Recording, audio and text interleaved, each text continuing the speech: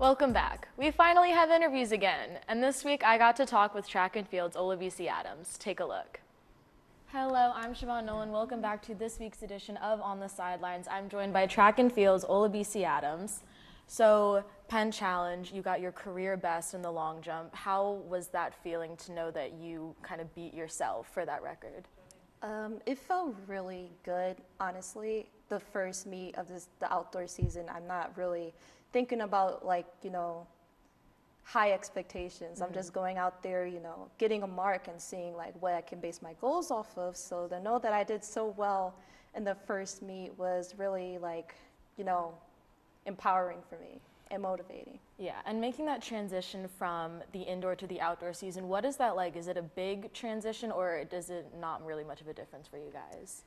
It is like a transition because like indoor is sort of like a different feeling than outdoor. Like indoor, they're both competitive, but like outdoor is the one season that a lot of people look forward to and we're all looking forward to. So transition was, like normal, pretty nice. And we've been working hard from like indoor and we just got that like momentum going into outdoor, so. And you guys are training pretty much most of the year. You kind of have 3 seasons if you count cross country as well. So what does the preparation for you and your specific events look like to kind of go across those winter and spring seasons? So I'm a sprinter and I do long jumps. So I do like my sprint training and like training at the long jump pit. It's pretty much the same all year long. We're just, building up for like the meets and the season. And it's really cool how you do the track and the field event. So is it different for you to prepare for the sprints and long jump, or do you find that you can take elements of both and apply it to each other's events? Oh yeah, definitely. Track, like sprinting and, long jump, very interconnected. If you're a good sprinter, it helps with long jumps. So I always, I think both are just important and I prioritize both. So how do you get from sprinting and long jump? Did you always do both events or did you do one and then kind of get into the other later? So I've been running track since I was, a little girl, like around 8 or 9 is when I started. And I just started running and eventually I tried the long jump and it turned out to be, pretty good for me. So I stuck with it and I just did both hand in hand. It was always track before field, I did track first and then my field event, I would do that. So both go hand in hand for me. And you're very local. You went to Springside and Chestnut Hill, you're from the area. So how did you get to LaSalle and how does it feel to be running pretty close to home for you? It's very nice and convenient because I always have my support system, my family, they're always nearby. I haven't traveled that far. Yeah. So it has its pros and cons, but definitely a lot of pros because it's convenient. And how I got to LaSalle, when I was searching for schools, LaSalle had always been familiar for me. My dad, he grew up in this neighborhood. Okay. And when I ran track for my age group club, we practiced at LaSalle at one point. Okay. So it had like already a home vibe for me. So I knew I was going to look into coming here because it's always felt like home to me, And, the track team has such a great chemistry. We've seen it with a lot of you guys and talking to a lot of other people on the team. So how important is that to have that really great chemistry and that very family-like feel for your group? It's really helpful and motivating and inspiring, We just build off of each other, We get our energy from each other, When someone, like, people get their personal best and successes, it's really, like, inspiring and motivating for everyone, It feels like everyone's win is everyone's win. Yeah, and that's a really nice feeling. But what would you say are your kind of biggest goals for the rest of your time here at LaSalle? You're a junior, you still have some seasons left. So what would you say are like your biggest goals that you want to try to reach before you graduate?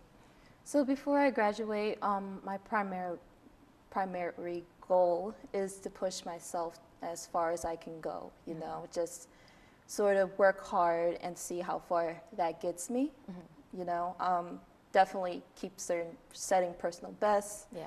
and seeing how far that takes me. And track is not an easy thing to do, whether you're doing the running or the field events. So how do you keep yourself motivated and keep yourself pushing even when you have days where you just kind of don't feel like doing it? It can definitely have like its difficulties sometimes, you know, it's like you have ups and you have downs, you know.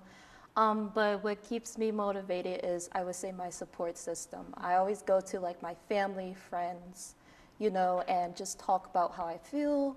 I'll write about it. Okay. I like those low points really help me get more motivated. So I feel like those are necessary, and I don't consider, you know, those bad, because they always get like help me channel my motivation back, you know, because I sort of remind myself, you know, I've always had my downs and I always came back from them, you know. It's never a point of no return, you know, because I've been doing it for a while. So I just remind myself, you know, I've been here, I've done that, I'll just get back into it. You know, I got nothing to worry about, you know, everything is just within me, you know, I just got the power. Yeah, and the writing thing is really interesting because I know, as someone who really likes writing and does it a lot, that's a good way for me to channel it. So is that something that you've always done, or something that you developed once you started running like D1 track? So I've always wrote. I kept like a bunch of books, diaries in high school, because it would just help me. I like writing out my thoughts. It's really, you know, it helps me release, you know. It's like very a lot of therapeutic to things. do. Yes. So that and conversation really helped me. But when I feel like I don't have a lot of people around me to talk about, writing always helps me. I just write everything out, and it helps me sort of get through like my thinking. Like if I'm having a bad thought pattern, or like I'm doubting myself a lot, I can really sort of get into like everything, like sort of like analyze it, like take my thinking apart and see what the core problem is, and then, you know, motivate myself from there. And that's such a great thought process to have. So what kind of advice or tips would you give to a freshman who's coming into D1 track, maybe might be a little nervous and not really know how to deal with the stress of being a student and an athlete at the same time? I would say just trust yourself. We're always so quick to doubt ourselves. Like, it's like sometimes it could be a habit. You're like, you know, when you get into a situation and it could be stressful or like new to you, sometimes those doubtful thoughts will come first before the motivating ones do. And you got to really be aware of that, and just say like, you know, let me take a moment. What if I didn't doubt myself first? Like, what if I had the good thoughts before the bad thoughts, you know? So I would say just sort of trust yourself, and you're gonna feel nervous, you're gonna feel like anxious, but sort of embrace that. And just because you feel nervous doesn't mean you're going to automatically fail, you know? And was that how you felt coming into this? Like, was running and doing field events for college, was that something that you always planned on doing, or was that not something that you were really looking at to do? It was always something I planned on doing, since I've been doing it for a long time, since I was, you know, little.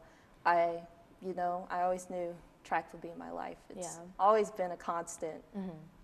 And it's really nice to have that constant, and obviously the track team here does really well, so we're very lucky to have you and the rest of the group here. And so for the rest of the season, we still have a few months left. Is there a meet or a certain opponent going up against that you're really looking forward to, or are you just kind of taking it one at a time?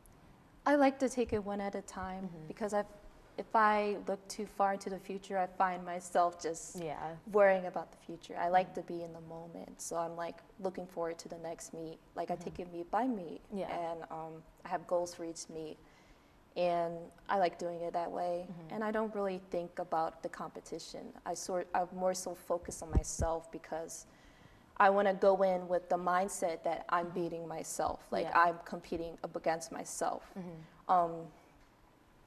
Because if I focus on myself and my goals, I will just automatically go far, you know, rather than thinking about, oh, who's going to be here? Exactly. Or like, oh, like, you know, like checking like how much they do, you know. I don't really think about those things or want to pay attention to those things. I want to focus on myself, so. Yeah, so we definitely are looking forward to the next meet as well. So Olabisi, thank you so much for joining us, and good luck in your next meet. and I am going to send it back to the desk. We're going